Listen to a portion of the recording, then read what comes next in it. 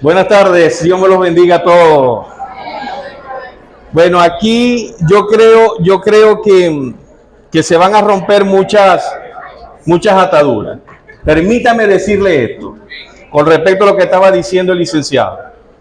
La falta de hermenéutica, la falta de sabiduría, la falta de interpretación hace que se cometan estos errores teológicos. Le voy a explicar por qué. La Biblia, dentro del marco contextual de la historia, desde el Génesis hasta Apocalipsis, habla de la sumisión mutua, tanto del hombre como de la mujer. Si el hombre es de Dios y la mujer es de Dios, no tiene por qué haber pleitos ni disensiones. Ahora bien, el amor, o la ley, mejor dicho, la ley, ni la de Dios ni la de los hombres, permite la violencia del uno contra el otro. Voy a hablar desde acá, para empezar con la hermenéutica como tal. La Biblia dice en Éxodo, capítulo 21, verso 26, permítame buscarlo aquí rapidito. Dice así: si alguno hiere en el ojo de su siervo o el ojo de su sierva y lo dañare, le dará libertad por razón de su ojo. Esto es ley. Esto es ley. Si un hombre golpea a una mujer, por la ley de Dios debe darle libertad. Lo dice la ley de Dios desde ese punto de vista. Ahora, la ley penal dice: aquel que con intención causare la lesión de una persona tiene que ser juzgado y condenado. Punto. La falta de hermenéutica es lo que hace que nosotros malinterpretemos la escritura y demos una razón acomodaticia a lo que nosotros creamos o queremos hacer. La Biblia establece: el amor tiene que ser fraternal, el amor tiene que ser ágape. Y en la Biblia, ni en Efesios, ni en Génesis, en ninguna parte tolera la violencia dentro del matrimonio. La persona que pueda tener mucha escritura o pueda leer la escritura o pueda entenderle porque tenga muchos años y no entiende los principios hermenéuticos, cae en error. Por eso es que la hermenéutica es la recta inteligencia de la interpretación de la escritura.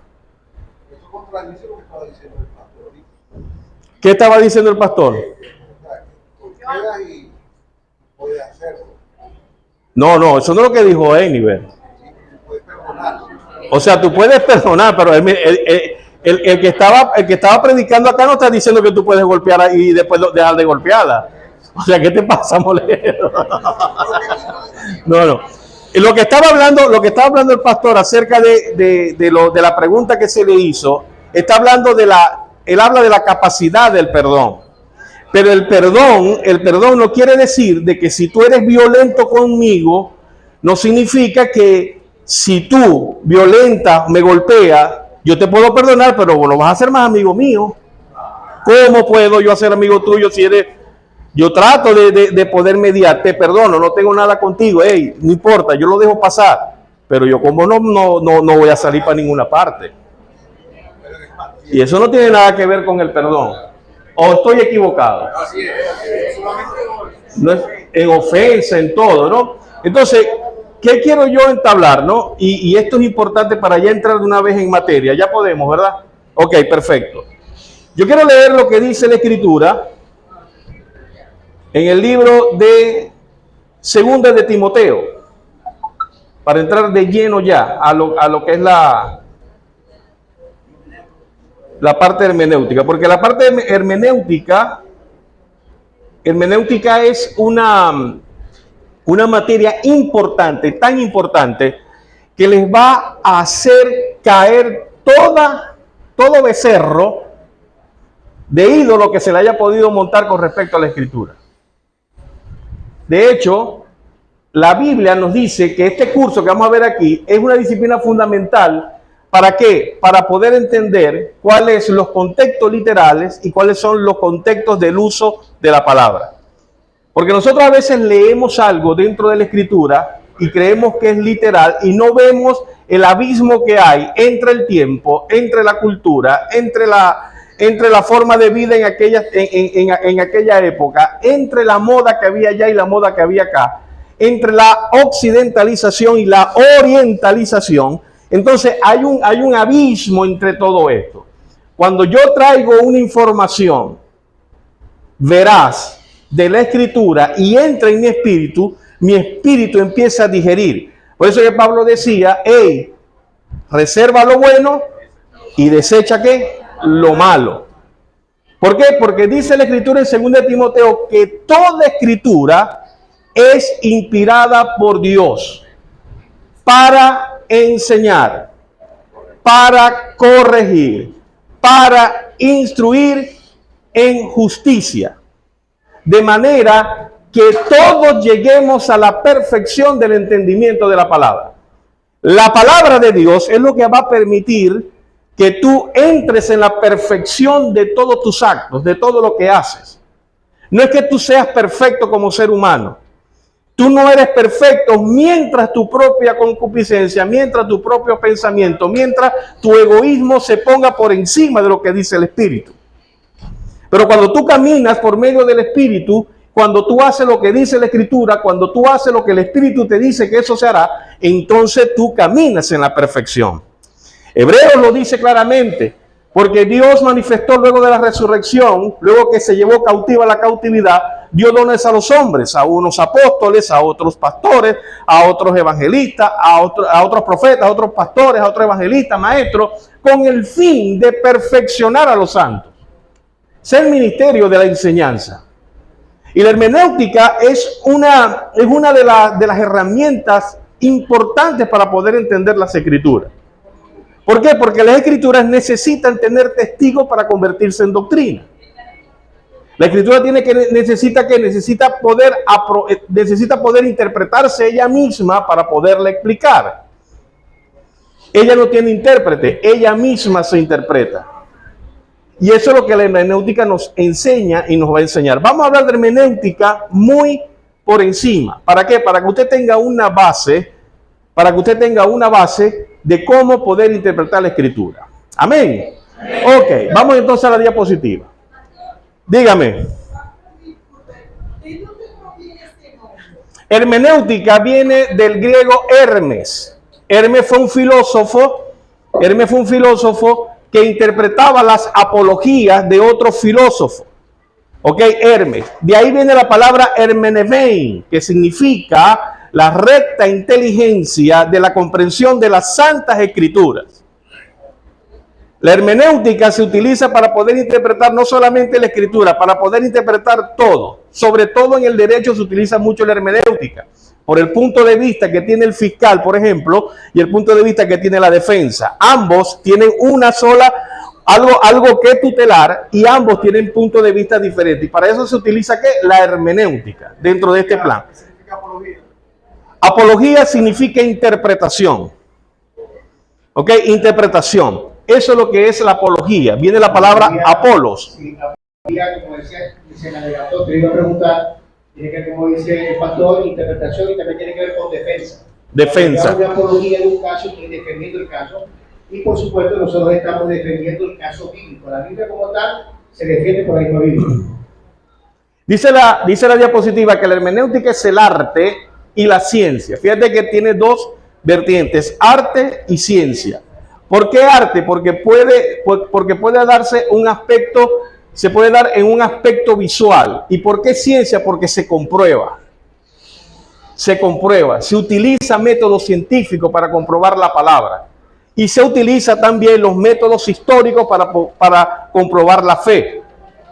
Entonces, cuando nosotros escuchamos la palabra hermenéutica, no es porque vino tomado de los cabellos y se colocó allí. No, la palabra hermenéutica viene porque existe contextos históricos que nos hacen ver que la Biblia es veraz. Los arqueólogos dan a demostrar que la Biblia es veraz. Los descubrimientos hacen demostrar que la palabra es veraz. Entonces, todo esto marca una gama de información que para nosotros es importante y sobre todo para poder entender cuáles son los abismos que hay entre una cultura y la otra. Porque para nosotros podemos entender ahorita que lo que acabamos de hablar, no, que la mujer no puede divorciarse. Porque la mujer que se divorcia, y dice la escritura, y lo dice Mateo, y esto parece un poco enredado, porque dice el mismo Jesús por la palabra en la Reina Valera, aquel que se casa con la divorciada adultera. Imagínate. ¿Dónde agarramos con eso? Un momentico, vamos a aplicar la hermenéutica, ¿qué es lo que significa eso? Y ahí entonces nosotros entramos en lo que son los contextos históricos y los contextos culturales. ¿Ok? Por eso es que no podemos occidentalizar tanto la interpretación cuando la orientalización significa otra cosa. Quiere decir que él es la Biblia y yo tiene interpretación. No, ahí es donde está el error. El error comienza cuando la interpretación de la escritura es en su propia opinión. No, que la Biblia se interpreta como yo quiero. No, señor. La Biblia se interpreta tal cual como lo revela el Espíritu Santo. Por eso es que la Biblia es su propio intérprete. Lo que te dice Génesis te lo va a repetir en Apocalipsis, en Pedro, en Santiago, en Juan. Lo que te dice Isaías te lo repiten por allá. Entonces esos testigos que aparecen dentro de la Escritura es lo que permite que eso se convierta en una enseñanza o en una doctrina. ¿Sí me explico? ¿Alguna pregunta hasta ahora? Si voy muy rápido, dígame pues. Y nomás que llevamos 5 minutos. Dale, porque te tiene que ir allá. ¿Cómo aplica el método científico ahí en la Biblia? Usted dice que se aplica el método científico. Por las pruebas que existen. Acuérdate que el método científico se utiliza cuando hay pruebas, cuando se puede probar, ¿correcto? La historia nos permite el método científico. Lo que es la arqueología nos permite hacer el método científico para hacer esa aprobación. Ok. Entonces, la hermenéutica es el arte y la ciencia de la interpretación, especialmente en textos antiguos como la Biblia. No se trata de descubrir lo que el texto significa para mí. Escuche bien esto. Sino de determinar lo que significó originalmente. Y en consecuencia lo que significa hoy. ¿Sí entendió ahí? Qué bueno. ¿Por qué tiene que determinarse lo que antiguamente existió? Porque lo que se determina antiguamente, lo que yo conozco como fe histórica, me va a permitir la consecuencia de hoy. La consecuencia de hoy, lo que yo puedo entender hoy, qué significó originalmente y qué consecuencia tiene para mí. Por ejemplo, en el caso de Job, yo estaba aplicando con el pastor Giovanni ahorita. Cuando uno mira los contextos, uno ve que la mujer le dice a Job, maldice a tu Dios y muérete. Y uno dice, qué mujer tan troncuenúo. ¿Cómo va a decir eso de Dios? ¿Cómo va a decir, ya va, lejos? ¿Por qué lo está diciendo? ¿Por qué lo está diciendo? Desde el punto de vista, cuando yo saco el contexto, el texto lo saco del contexto, lo convierto en pretexto. Ya va, la mujer dentro de esa interpretación de Reina Valera, ojo, está hablando, le dice a Job, maldice a Dios y muérete, porque Job, desde el Job capítulo 1, viene dando una demostración de su fe. Viene dando una demostración de lo que él era para Dios. De hecho, se lo dice a los que estaban ahí alrededor, que llegó Satanás juntamente con los ángeles, y Dios le dice, ¿has visto a mi siervo Job? Perfecto como él en la tierra. ¿Te estás dando cuenta quién es él? Lo dice Dios, lo dice allí. Pero entonces Job manifiesta una fe regia, una fe tan hermosa que hacía sacrificio por sus hijos, por si acaso en una de esas rumbas de los hijos no hubiesen pecado.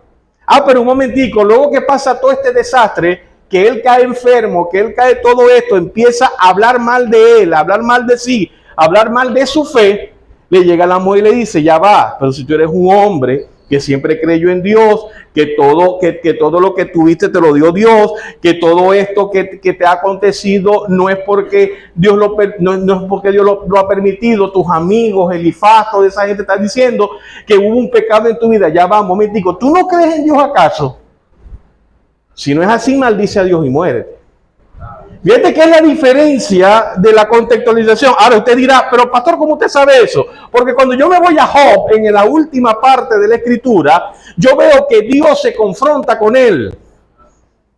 Y Dios le dice a Job, un momentico, amiguito, ven acá, párate aquí. ¿Dónde estabas tú cuando yo hice los cielos y las estrellas? ¿Dónde estabas tú cuando yo hice el mar y cuando yo le puse límite a las cosas del mar? ¿Qué te crees tú? Que porque tú eres buena persona no eres pecador. Te equivocaste. Ahí fue donde Job abrió los ojos y dijo, es que de oídas te había oído, mas ahora mis ojos te ven. No es lo mismo tener la información, como lo que hablamos ayer en el devocional de la señora, que lo que tenía la información, pero no tenía la hermenéutica. Job tenía la información, pero se le presentó la hermenéutica y entendió entonces que Job, por muy bueno que sea, por muy bueno que era, por mucho sacrificio que hacía, por todo lo que él representaba para Dios, era también un pecador igual que usted, igual que yo. Entonces, cuando uno ve, por ejemplo, el caso que lo hemos visto, y esto es parte de la introducción de lo que vamos a ver aquí, cuando yo oigo que dicen, no, porque el reino de los cielos sufre violencia y solamente los valientes lo arrebatan. Eso es mala hermenéutica. Y lo escuchamos, y se lo escuchamos a Carl Luna, se lo escuchamos a Yesenia Ten, y se lo escuchamos a toda esa gente que son televangelistas, porque lo interpreta desde un punto de vista positivo. No está mal, pero no es lo que quiere decir la Escritura. Cuando Jesús habla, el reino de los cielos sufre violencia, está hablando de él y de Juan el Bautista. Porque cuando usted lee la Escritura y dice, desde Juan el Bautista hasta hoy, el reino de los cielos sufre violencia. Y solo los violentos lo arrebatan. La palabra arrebatar allí no es lo tomo para mí. La palabra arrebatar allí es violentar, golpear, maltratar. Te estoy arrebatando, te estoy quitando del medio. Eso era lo que ellos sufrían con el Imperio Romano. Claro, usted lo toma desde el sentido positivo. Sí, claro, yo arrebato mi milagro. Yo arrebato mi milagro. La palabra arrebatar, búscala en el diccionario rápido, alguien ahí que lo tenga. ¿Qué significa arrebatar? Arrebatar significa robar, significa violentar, significa golpear, significa quitar del medio. Quítate tú para ponerme yo. ¿Sí me está entendiendo ya? Eso es hermenéutica. ¿Qué dice la Escritura? ¿Qué es lo que dice segunda de Timoteo capítulo 2? Procura que con diligencia presentarte a Dios aprobado como obrero que no tiene de qué avergonzarse, que usa. Esa es la aprobación. Arrebatar. Dale el micrófono, ¿qué dice arrebatar? El diccionario. Norma bíblica. Ajá. La palabra arrebatamiento significa arrancado de un lugar inesperadamente de forma involuntaria. Arrancado de un lugar de una forma, bíblicamente hablando. Arrancar de un lugar de una forma que involuntaria. ¿Qué es lo que quería el gobierno romano? ¿Qué querían los fariseos? Quitar del medio a Juan el Bautista y quitar del medio a Jesús. ¿No fue lo que sucedió? Jesús no dijo ninguna mentira. Pero la interpretación la damos nosotros. Por eso que debemos usar bien la palabra de verdad. ¿Sí me está logrando entender? Por eso es que en esta oportunidad queremos ser claros y concisos en lo que significa la hermenéutica. La hermenéutica o la escritura no es de interpretación personal. No es de interpretación personal, no es como yo quiero entenderla.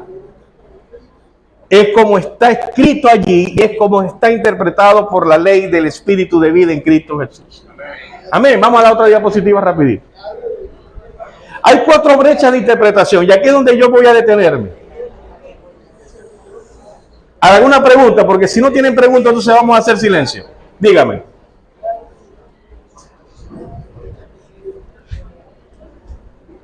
En Apocalipsis se habla de que Jesús cuando venga viene a arrebatar. ¿Dónde queda entonces? ¿Dónde dice eso Apocalipsis? En Apocalipsis. No, lo dice Tesalonicense. Pero más de que está lloviendo. Ajá. Pero si habla de que seremos arrebatados. Sí, correcto. Ahí donde que yo sabía que iba a reventar eso, me encanta. Yo sabía que eso iba a reventar. ¿Qué es lo que sucede? ¿Qué es lo que sucede? Si nos vamos al contexto histórico, ese arrebatamiento que habla de la Biblia, lo habla una escuela. Escuela. Nosotros tenemos varias escuelas de interpretación que lo dice la hermenéutica. Está la premilenarista, está la postmilenarista, está la midmilenarista, están los que ya el arrebatamiento hubo, está todo, son escuelas. La escuela que interpreta las denominaciones son las que se creen.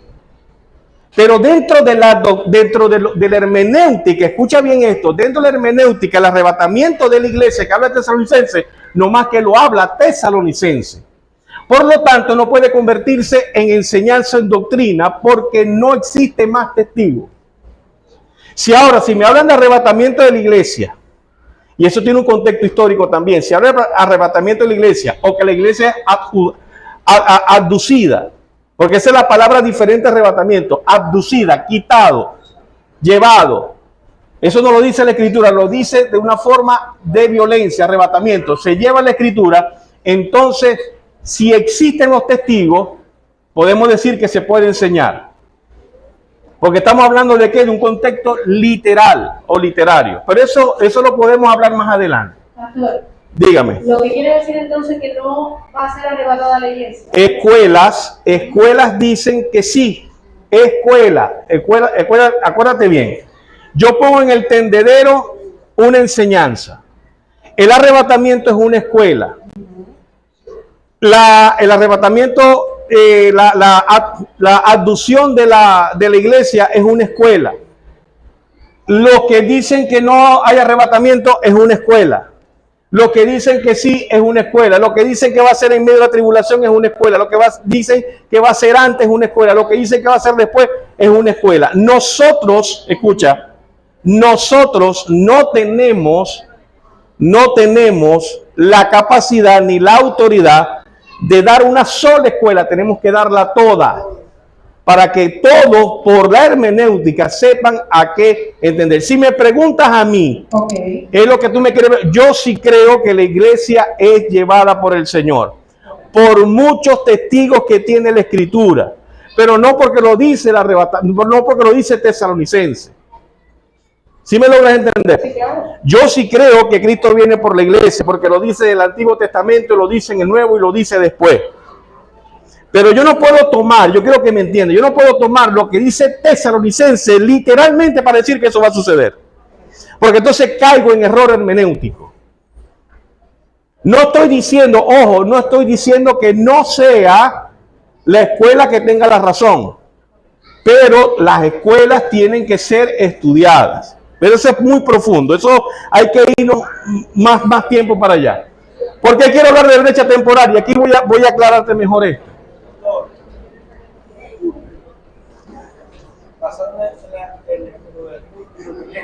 Ajá.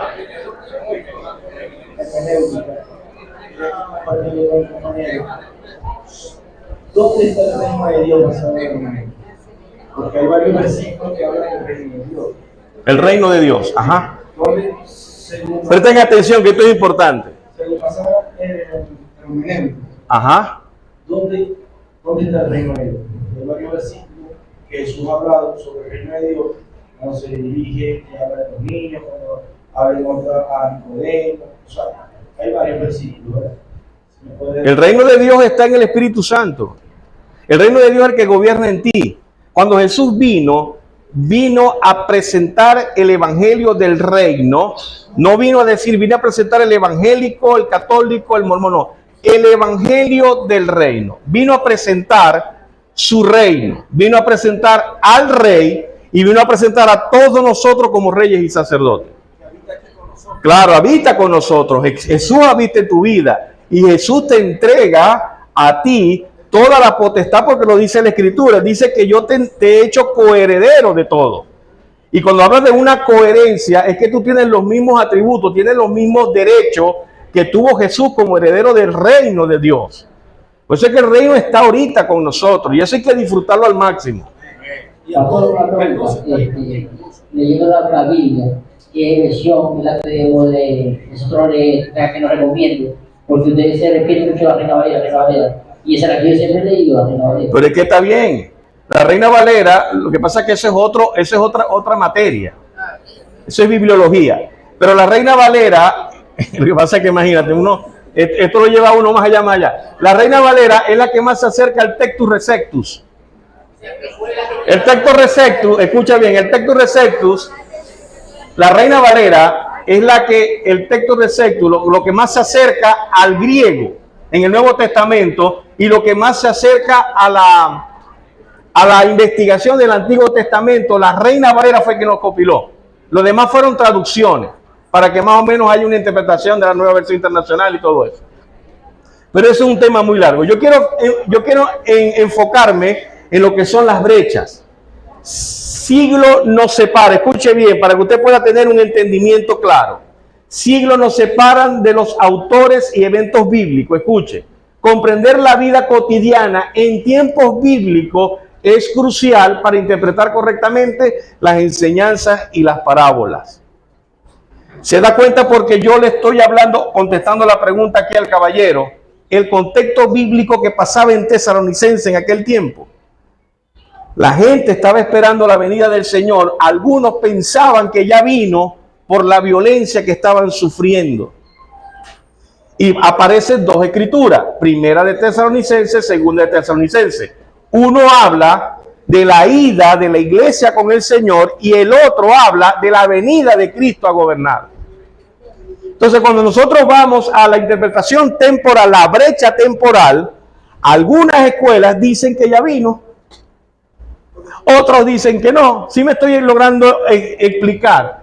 Entonces, la brecha temporal es importante. La brecha cultural, escucha acá, las costumbres, cosmovisiones, las estructuras sociales del mundo bíblico difieren significativamente de las nuestras, afectando nuestra comprensión de los textos. No podemos tomar la interpretación propia si no conocemos los contextos históricos. ¿Sí me está entendiendo? Ok. La otra brecha geográfica. Los entornos físicos y lugares descritos en la Biblia son diferentes a nuestros contextos modernos, lo que puede limitar nuestra visualización de los relatos bíblicos. Por ejemplo, la vida que llevaba Abraham, la vida que llevaba Job, la vida que llevaba Jacob, la vida que llevaba José era diferente a la nuestra hoy. Hoy usted va para la panadería, por ejemplo, y va y compra un pan. En Éxodo iba a esperar que cayera del cielo. Es muy diferente, es muy diferente. ¿Qué es lo que trata la hermenéutica? La hermenéutica lo que trata es que la mente del ser humano, la mente del que estudia la Escritura, se enfoque en los caminos correctos de interpretación bíblica, tanto literal como usuaria, no de interpretación propia, que son los errores doctrinales que tenemos en las diferentes iglesias, en las diferentes culturas. Y fíjate que lo vemos a diario. No, yo no puedo hacer esto porque la Biblia me dice que no lo haga. Ya va, un momentico, ¿cómo que te lo dice? Busca por qué lo dijo, por qué lo está diciendo, cuál es el comentario, a quién se lo están diciendo. Dígame, Nancy. ¿Quita manchita? Dale. Hay un ejemplo muy claro. Ajá. Que en los tiempos de Pablo, él decía que la mujer no se parara, que esperara llegar a la casa y le preguntara al marido qué fue lo que quiso decir el pastor. Hoy en día, habemos mujeres pastoras, habemos mujeres predicadoras, habemos mujeres maestras. O sea, que eso era para el tiempo de ella, no para nosotros. Claro. Eso es un ejemplo. Claro, eso es un ejemplo. Y fíjate que la interpretación, hoy en día hay iglesias que dicen, La mujer no permito que hable en el púlpito. Ya va, eso no es para nosotros. Y hay gente que trancan el ministerio femenino porque malinterpreta un problema de Corintios. Pero cuando uno va a la historia, Pablo hizo 2 cartas. La primera regañando y la segunda felicitando.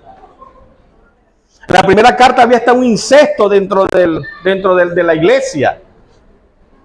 Y se toleraba eso. Entonces, ¿qué pasa? Que había mujeres de la época de Corintio, que eran mujeres macedonias, tenían otro tipo de cultura, que querían entonces vestirse inadecuadamente, levantarse y mandar a callar al marido. Y todo eso, Pablo se dio cuenta del desorden que había, del desorden de pareja que había dentro de la iglesia.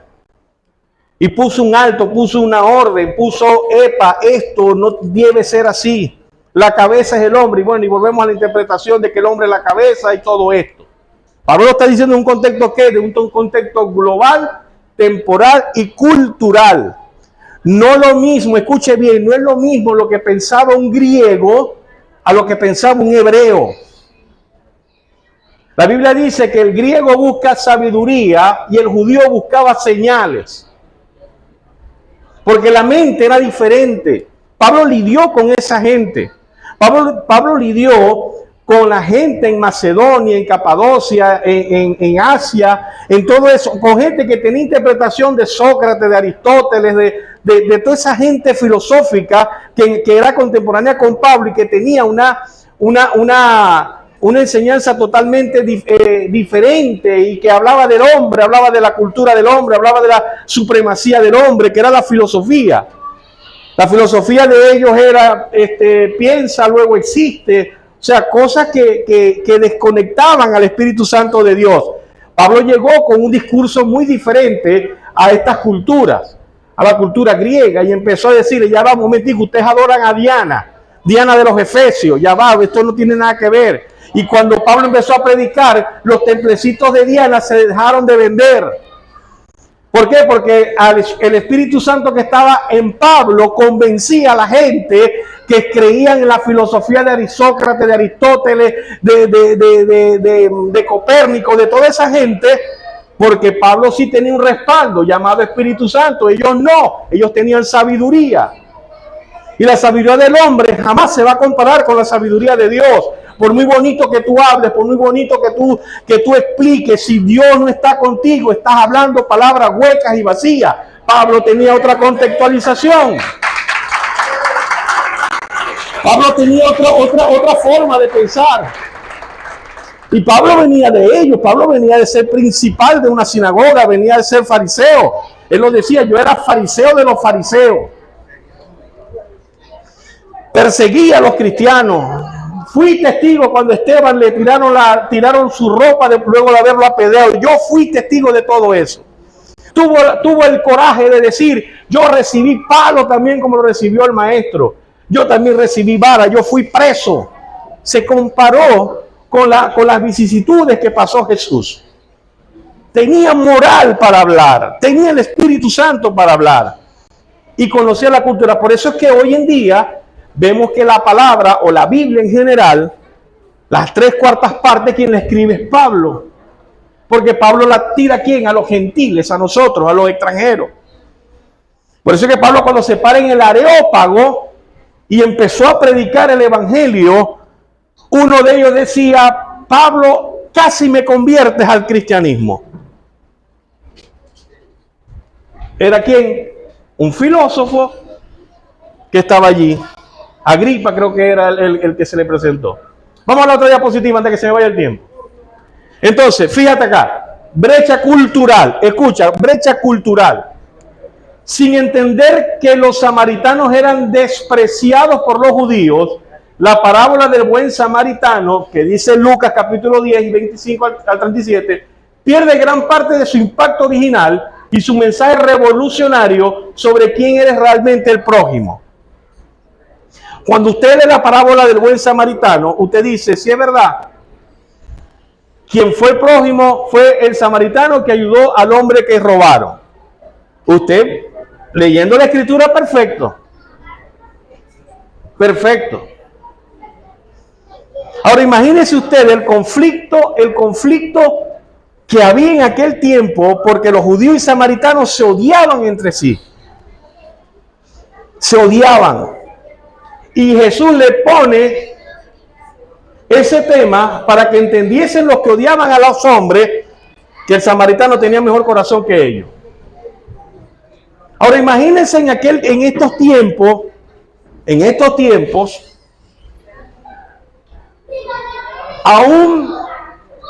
a dos personas en contraparte en política, ayudándose uno con otro. O sea, imagínese usted no lo va a ver nunca.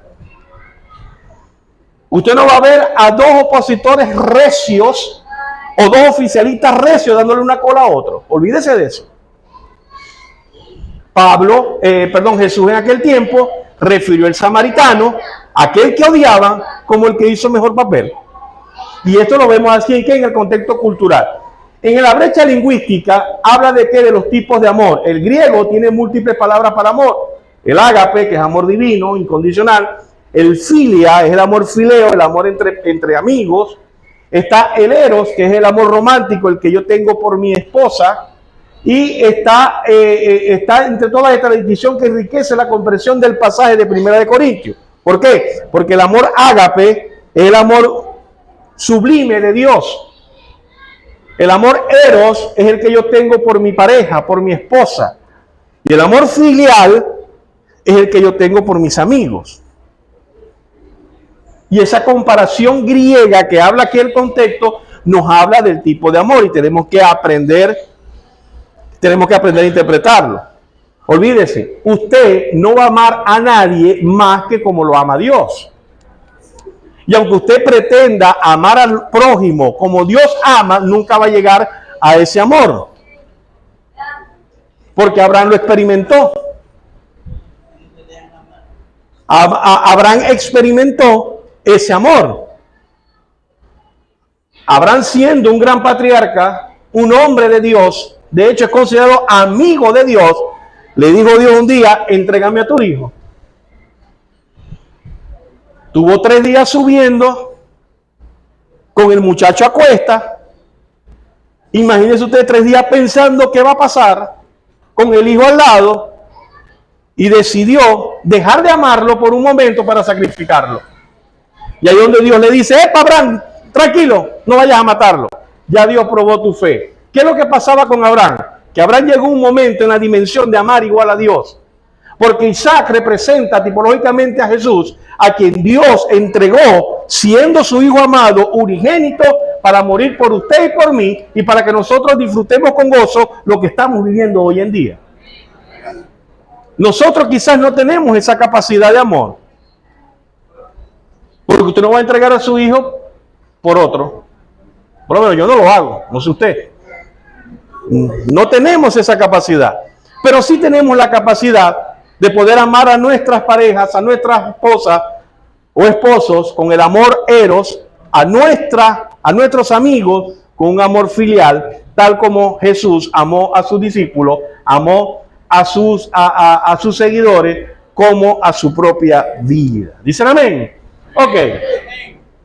La naturaleza dual de la vida. El autor divino, Dios, escuche bien, es el autor último de la Escritura, es el último de las Escrituras, comunicando su verdad eterna a través de autores humanos, sin anular sus personalidades o estilos literarios. Recuerden, toda escritura es inspirada por Dios. Inspirada. ¿Qué significa inspirada? Llena de Dios para poder escribir. De hecho, Pablo hubo un momento que le dijo a la gente en las epístolas: esto es palabra mía, no de Dios. Mosca, pues. Lo dijo Pablo. Esto lo estoy diciendo yo, no lo está diciendo Dios. Ni lo estoy escribiendo porque Dios lo hizo. El hecho de una de las cartas más hermosas que tiene Pablo, que es la de Filemón, de ver cómo él le dice a Onésimo: aquí te envío a Filemón, perdón, le dice a Filemón, aquí te envío Onésimo. Todo lo que haya hecho mal, ponlo a mi cuenta. O sea, fíjate que ahí aparece que el amor filio. Segundo, los autores humanos. Los escritores bíblicos fueron instrumentos que plasmaron el mensaje divino desde su propio contexto histórico. No podemos desconectarnos del contexto histórico, de ninguna manera. Porque perdemos todo lo que es la esencia, perdemos toda el orden divino de los tiempos, de la cronología. Inspiración plenaria. Cada palabra de la Biblia es inspirada por Dios. Lo dice segunda de Timoteo, lo leímos. El resultado es un texto que es totalmente divino y totalmente humano. Es decir, es útil para enseñar, para corregir, para instruir en justicia. Para eso es la palabra de Dios. Ya estamos terminando. Entonces, entender esta naturaleza dual es fundamental. Debemos buscar la intención del autor humano. ¿Cuál es la intención del autor? ¿Por qué lo escribió? ¿En qué tiempo lo hizo? ¿Qué sucedió en aquel momento cuando se dio por escribir esta carta? Eso lo podemos estudiar nosotros en la Biblia. Reconociendo que es a través de su humanidad que Dios se ha revelado. Por ejemplo, ¿qué quiso comunicar Moisés a los israelitas al escribir Levítico? ¿Qué es lo que quiso comunicar? Todo lo que son las leyes y la interpretación que ellos tenían. ¿Qué es lo que Dios le había inspirado a Moisés para escribir las leyes de manera que puedan celebrarse las fiestas, que puedan celebrarse todo eso? Porque fue inspirado por Dios para poder hacer todo esto. Fue inspirado por Dios para poder hacer un arca. Fue inspirado por Dios para poder colocar las diferentes tribus en las posiciones que tenían que estar. Fue inspirado por Dios para hacer el mueblaje, la cortina, el arca del pacto, todo lo que estaba dentro del arca. Todo fue directamente direccionada por Dios hacia Moisés. Y lo mejor es que Moisés no se peló ni un centímetro de lo que Dios le había dicho que hiciera. No fue ni más ni fue ni menos. Fue tal cual como Dios le dijo. Vas a agarrar esta línea que mide 4.5.78 centímetros y así lo vas a hacer. Y así lo hizo. Esto nos da a entender a nosotros que la obediencia perfecta y exacta de Dios es lo que nos va a hacer a nosotros prosperar en todas las cosas que nosotros emprendamos. Amén. Listo. Listo. Ok. Entonces, la autoridad de la Escritura. Creemos, ya para finalizar, creemos que la palabra de Dios inspirada y autoritativa es el mensaje definitivo de Dios para la humanidad, nuestra norma suprema de fe y conducta. Escuche, es nuestra constitución moral. La palabra de Dios lo que nos hace a nosotros es que moralmente seamos semejantes a Dios. Moralmente seamos semejantes a Dios. Jesús mismo validó esta autoridad cuando, enfrentando las tentaciones, respondió: escrito está, apelando a la Escritura con la autoridad final para resolver cada desafío. Ninguna profecía, escuche bien, de la Escritura es de interpretación privada. Ninguna es hecha por hombres. Ninguna profecía es de interpretación privada, porque nunca la profecía fue traída por la voluntad humana, sino que los santos hombres de Dios hablaron siendo inspirados por el Espíritu Santo de Dios. En conclusión, toda escritura debe ser consultada, primero en oración, segundo conociendo los tiempos y las brechas históricas, para poder dar interpretación a lo que el Señor quiere enseñarnos. Escuche bien, dejen de estar escuchando textos sacados de contexto, porque entonces se convierten en templos vacíos. No lo hagan. Busquen la Escritura, escudriñen, pidan revelación y el Señor les dará sabiduría, como lo dice Santiago. Aquel que la necesite, pídala, que Él se la va a dar. Dios me lo bendiga, Dios me lo guarde.